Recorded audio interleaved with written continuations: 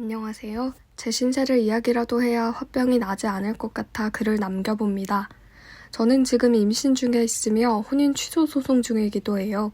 지금 너무 힘든 시간을 보내고 있지만 뱃속의 아이를 위해 이를 악물고 버티고 있답니다. 가족이라고는 얼마 전에 돌아가신 할머니가 전부였는데 지금은 연고도 하나 없는 고아가 되어버렸네요. 저는 할머니 손에서 자랐습니다.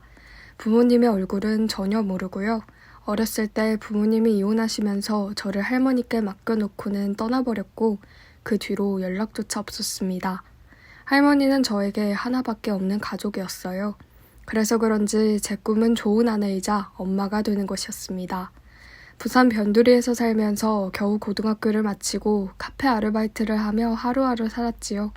당연히 사회 경험도 스펙도 없었고요. 지금 생각해보면 정말 순진했습니다. 몇 년간 일을 하며 카페의 매니저가 되었고 나름 적금도 하며 열심히 살았었거든요. 그러다 지금의 아이 아빠를 만났죠.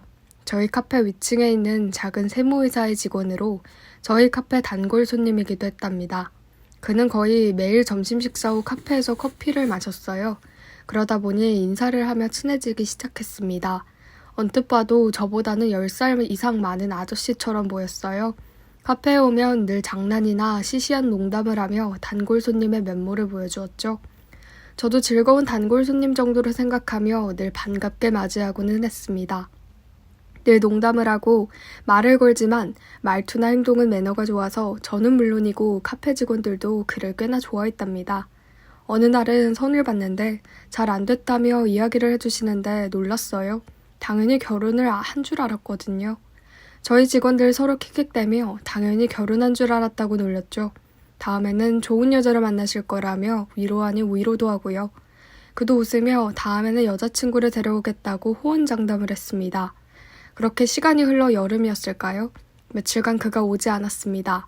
세무사의 다른 동료들 말로는 그가 몸살 감기에 걸려 병가를 냈다고 하더군요. 저는 괜스레 안 됐다는 생각을 하며 안부를 전해달라 했습니다. 2일 정도 지나 그가 카페에 왔어요. 그러면서 하는 말이 드디어 카페에 출석했습니다 였어요.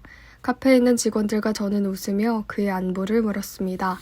그리고 저는 서비스로 오늘 커피는 제가 계산할 테니 비싼 거 드세요 라고 답했죠. 그는 무척 고마워하더라고요. 다음날에는 그가 보답으로 마카롱을 건넸고 저와 그 사이에는 미묘한 기류가 흐르기 시작했답니다. 솔직히 그는 제 스타일이 아니었어요. 하지만 막 23살을 지나기도 했고 연애 경험이 없는 저는 남자가 주는 관심과 배려에 크게 감동을 느꼈고 그것이 참 따뜻하고 좋았답니다. 저희는 그렇게 번호도 주고받으며 사적으로 연락하기 시작했어요. 문자는 대부분 밥 먹었냐, 집에 잘 들어갔냐 등의 시시한 것들이었지만 기분은 좋았습니다. 할머니 이외에 다른 사람이 나에게 관심과 애정을 담아주는 말 한마디나 연락이 처음이기도 했고 그의 문자에서는 안정감을 느끼기도 했어요. 본격적으로 그와 사귀기 시작한 것은 그의 크리스마스였습니다. 크리스마스 날이라 카페에 사람이 많았습니다. 저도 정신없이 바빴고 연말이라 정산까지 해야 했지요. 저에게 크리스마스는 기피하고 싶은 날이었습니다. 빨간 날이라 그도 카페에 오지 않았기에 얼굴도 볼 수 없으니 시간도 더디게 가는 것 같았죠. 내심 그와 함께하는 첫 크리스마스인데 연락도 없으니 섭섭함도 생기더라고요. 그렇게 카페를 마감한 후 휴대전화를 보니 벌써 12시 가까이 됐더라고요. 그에게 연락을 할까 말까 망설이며 버스 정류장으로 걸었습니다. 갑자기 뒤에서 누가 저를 툭 하고 치더군요. 저는 놀라서 뒤돌아봤습니다. 그런데 그가 꽃다발을 들고 서 있더라고요. 저는 눈만 껌뻑거리며 그를 바라만 보고 있었습니다. 그러자 그는 저의 반응을 보며 꽃다발을 안겨주더군요. 저의 손을 잡고는 근처 공원으로 데려갔습니다. 그러더니 그는 결혼을 전제로 진지하게 만나고 싶다고 말을 했죠. 자신이 나이도 많고 외모도 아저씨 같지만 정말 잘 아껴주고 함께 행복할 수 있게 노력하겠다고요. 저는 태어나서 처음 받아보는 고백에 눈물을 흘리며 고개를 끄덕였답니다. 이 남자를 만나면 정말 좋은 가정까지 꾸릴 수 있을 거라는 생각이 들었거든요. 제가 늘 꿈꾸던 좋은 아내이자 엄마가 될 수 있겠다. 이 남자는 나에게 따뜻하고 안정적인 가족을 만들어줄 수 있겠다는 확신이 들었습니다. 저희는 그렇게 크리스마스 날 공식적인 연인 관계가 되었답니다. 사귀는 동안 그는 정말 헌신적이고 자상했어요. 데이트를 하게 되면 늘 집 앞까지 데려다주며 할머니의 건강식품 등을 살뜰하게 챙겨주고는 했고 든든하고 기댈 수 있는 남자친구의 모습을 보여주었거든요. 그를 만날수록 저도 사랑받는 것이 어떤 느낌인지 얼마나 든든한 내 편이 생기는 것인지 알 수 있었죠. 3달 정도 사귀면서 할머니께 말씀드렸습니다. 물론 할머니께서는 많이 반대하셨어요. 꽃다운 나이에 고생하며 또래들만큼 해주지 못한 것도 한인데 나이 많은 남자친구라니 할머니는 자신이 부족하여 제가 저런 남자를 만난다고 생각하셨지요. 하지만 저는 정말 아니라고 행복하다고 말하며 안심시켜드렸습니다. 그한테도 말을 했더니 웃으며 이미 예상했다는 반응을 보이더라고요. 귀한 손녀가 날강도 같은 놈이랑 사귀는데 좋아하는 부모 없다며 자신이 더 잘할 테니 걱정 말라며 다독여 주셨습니다. 그 모습에 정말 미안하고 고마운 마음뿐이었지요. 이후 그의 노력으로 할머니도 어느 정도 마음의 문을 여셨어요. 그리고 저희는 만난 지 1년 만에 상견례를 거쳐 결혼까지 하게 되었답니다. 결혼식 날에는 정말 눈물을 펑펑 흘렸어요. 처음에는 꿈에 그리던 가정을 만들어 새로운 인생을 시작할 수 있다는 설레임과 감동으로 가득했는데 막상 양가 부모님 자리에 왜소하신 할머니만 덩그러니 앉아 계신 것이 눈에 들어오더군요. 앞으로 할머니와 떨어져서 살 것을 생각하니 걱정이 앞섰습니다. 기쁨과 슬픔 이상의 만감이 교차되더군요. 할머니도 눈물을 흘리시며 아가 잘 살아라 라고 반복해서 말씀하셨어요. 그는, 아니 신랑은 저에게 주말마다 할머니께 오자며 다독여 주었답니다. 결혼 후 정말 행복했어요. 늘 예뻐해 주시는 시부모님과 주말마다 할머니께 가자는 자상하고 배려심 많은 남편까지. 비록 저는 남들보다 배운 것도 가진 것도 없지만 가족이라는 큰 행운을 만나 누구보다 행복하게 살고 있다는 생각을 가지며 하루하루를 보냈어요. 제 마음도 여유가 생기니 아이 욕심이 나기 시작했습니다. 하지만 남편은 천천히 생각해보자고 하더군요. 아이 계획을 좋아할 줄 알았던 남편은 제 예상과 다르게 담담한 반응이었습니다. 사실 남편이 나이도 많아서 서두르자고 할 줄 알았거든요. 저는 이상했지만 그러려니 하고 넘어갔습니다.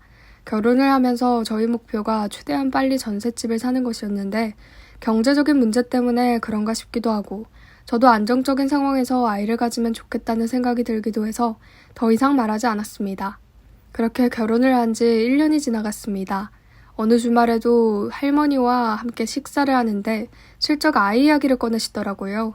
할머니는 저희 부부 눈치를 보시며 조심스럽게 말씀하셨어요. 남편 나이도 있는데 슬슬 아이를 가지는 게 어떻겠냐며 자신도 죽기 전에 증손주를 보고 싶다고 하고 생각만 해보라는 말씀을 하시기에 저와 남편은 끄덕거렸습니다. 저도 슬슬 임신 계획을 세우면 좋을 것 같기도 했고 지난 1년간 남편은 아이 이야기 자체를 하지 않았어요.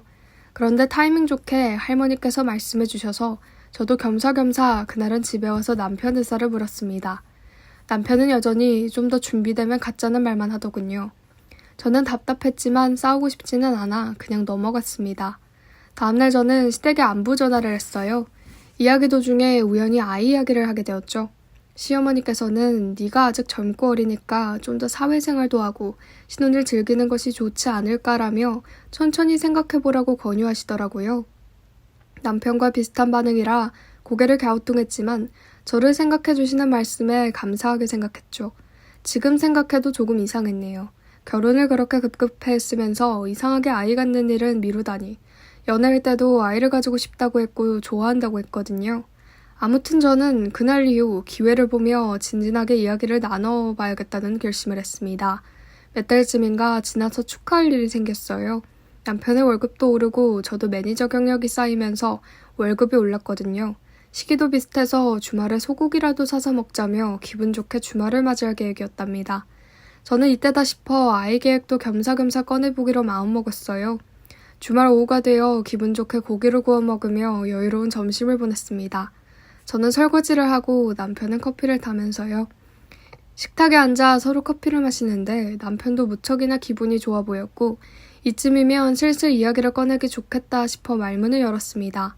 그동안 마음의 여유가 없었지만 당신이나 나나 어느 정도 마음의 여유가 생긴 듯하기도 하고 이제 조금씩 임신이나 아이에 대해 진지하게 생각해 볼 때가 된 것 같다고 말입니다. 남편은 저의 조심스럽지만 단호한 이야기에 표정이 굳더니 말없이 커피잔만 바라보았습니다. 저는 내심 아이를 가지고 싶기도 하고 오랫동안 바라던 일이라 남편의 답을 꼭 듣고 싶었어요. 남편을 바라보며 오늘은 꼭 어떠한 답변이라도 들어야지 하는 마음으로 기다렸습니다. 남편은 아직 준비가 안 된 것 같다는 말을 하며 말끝을 흐리기에 저는 올해를 넘기지 말자고 단호하게 선언했고 남편은 난처한 표정만 지었습니다.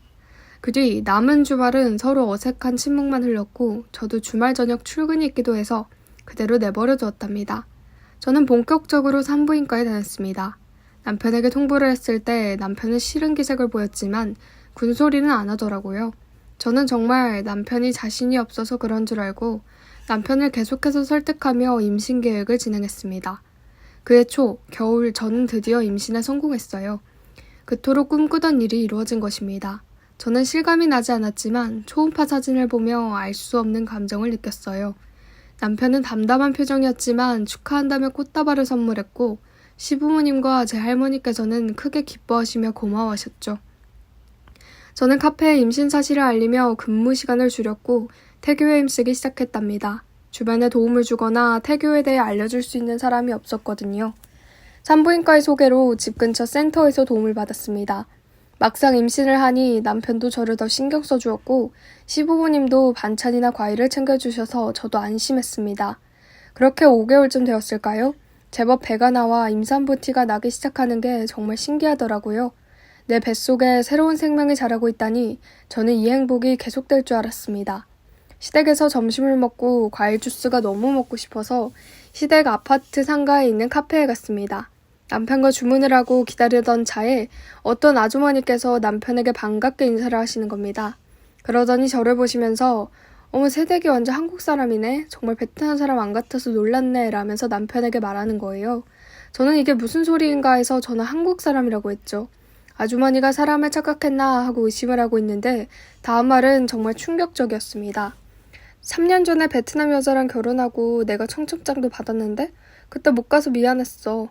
제가 남편을 쳐다보자 남편은 사색이 되어 저를 데리고 밖으로 나왔습니다. 저는 이게 무슨 말이냐고 따졌습니다.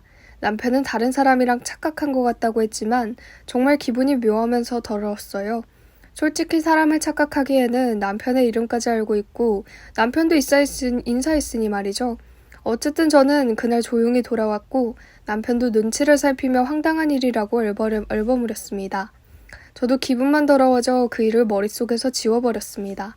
4주가 흘러 다시 시댁으로 갔습니다. 제가 마침 평일 근무가 없는 날이었거든요. 아기용품이나 사러 갈까 하고 시어머니께 연락을 드렸습니다. 어머니도 좋아하시며 아파트 앞에서 만나기로 했어요. 저는 엄마가 없어서 시어머니가 정말 좋았습니다. 잘 지내고 싶기도 했고요. 아파트 앞에서 시어머니를 기다리는데 그때 그 아주머니가 저에게 말을 거시는 겁니다.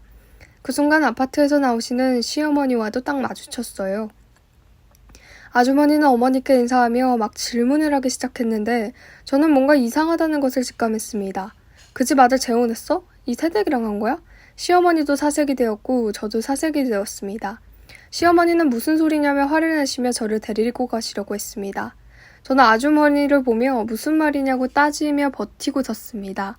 아주머니도 무언가 잘못된 것을 느끼셨는지 난색을 표하셨죠. 저는 아주머니를 붙잡고 이것저것 캐물었어요. 시어머니는 저를 끌고 가려고 하시고 아주머니 말을 들으며 저는 시어머니께도 따지고 들었습니다. 사실 남편은 3년 전에 베트남 여자랑 결혼했다고 해요. 시어머니께서도 아니라고 우기시다가 결국 미안하다는 말만 하시며 고개를 숙이셨어요.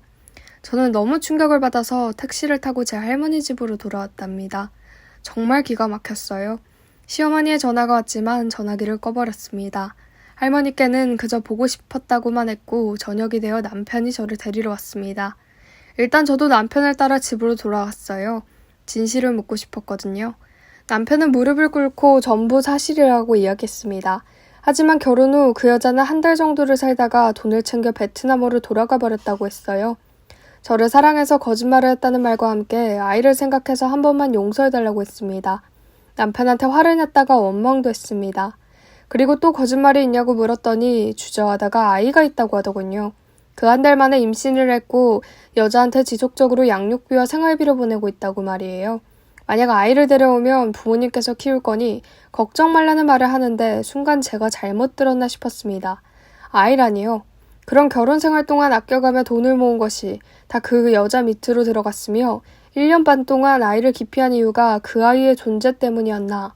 아이가 만약 한국에 온다면 내가 키워야 하나 온갖 생각이 스쳐갔습니다. 갑자기 배가 아프기 시작했고 응급실까지 갔습니다. 배신감이 너무도 커서 저는 어쩌면 좋을지 몰라 짐을 써서 할머니 집으로 들어갔어요. 모든 사실을 아신 할머니는 저를 안고 울기만 하셨습니다. 할머니의 눈물을 보자 억장이 무너지는 것 같았어요. 그 뒤로 할머니는 몸이 안 좋아지셨고 병원에 입원까지 하게 되셨습니다. 저도 카페 일에 할머니 병간 후에 뱃속에 있는 아기에 너무 지쳐갔습니다. 남편은 매일 용서를 구하다가 화를 냈다가 하며 저를 괴롭혔고요.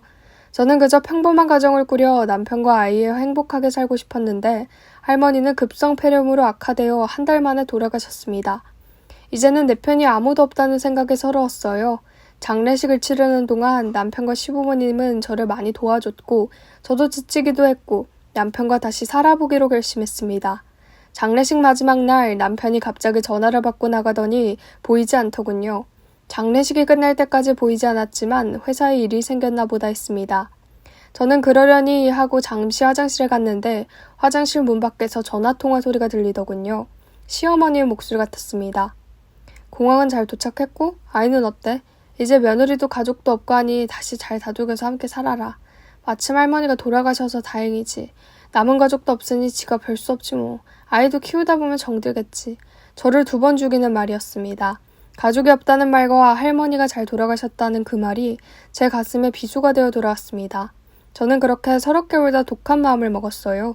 혼자서도 당당하고 떳떳하게 잘 살 수 있다는 것을 보여주고 싶었습니다. 저는 그 다음날 짐을 싸서 할머니 집으로 들어왔어요. 그리고 사기 결혼으로 혼인 취소장을 접수했습니다. 지속적으로 저에게 연락이 오고 카페로 찾아와서 직장도 그만두고 이사도 했습니다. 저에게 왜 이런 일들이 생겼는지 앞으로 태어날 아기에게 너무 미안하기만 합니다. 복지센터와 상담사 선생님들의 도움을 받으며 버텨내고 있지만 솔직히 두렵습니다. 제가 바라던 평범하고 행복한 가정은 사라져버렸으니 말이에요. 이렇게 푸념이라도 하니 속이 좀 나은 것 같습니다. 지금 너무 절망적이고 힘들지만 아직 좋은 엄마가 되는 기회는 있다는 것 같다는 생각을 되새기며 버텨보려고 합니다. 다들 제 이야기를 들어주셔서 감사합니다.